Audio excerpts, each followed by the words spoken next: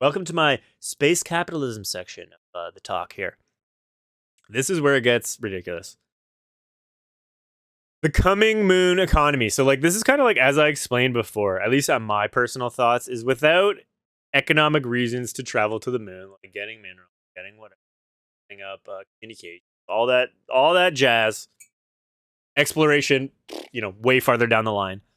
Without the economic stuff, it's not happening. So this is kind of like the future, right? This is a cool article. It's just explaining the future of what's coming, right? It's insane. So, and this is kind of true. As the global economic growth, right, we're going into a recession. The moon exploration could become a source of ignition for new ventures and jobs. There's already so many jobs are springing up, right? I already showed you that Indian space rocket company, right? There's so many, right? China's launching a whole bunch of private companies. Everybody's launching private space companies, and it's like this could be one of the new ventures, right? The successful launch of Artemis 1 is opening the door, of course, backed by all that money, right? NASA plans to send people to the lunar surface by 2025. That's when I believe that's Artemis 3. So Artemis 3 is going to have people on it. That's 2025.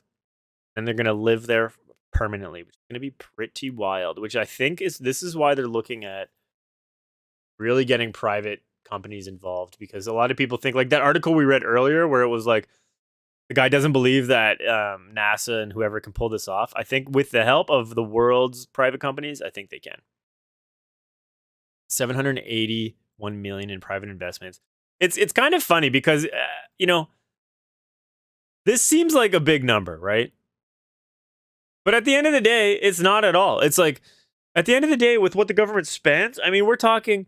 What did that? I don't know if you guys follow cryptocurrency scene, but that whole FTX, like, how much did that guy lose? FTX losses. Let's just say FTX losses, right? How much did this guy lose? Let's see here. I know it's more than this.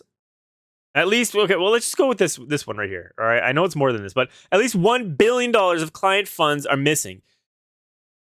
Some guy, created this crypto exchange. He lost over $1 billion of people's money, okay? And we're over here talking about going to the dang moon. Let me get on my soapbox here. We're over here talking about getting on the dang moon.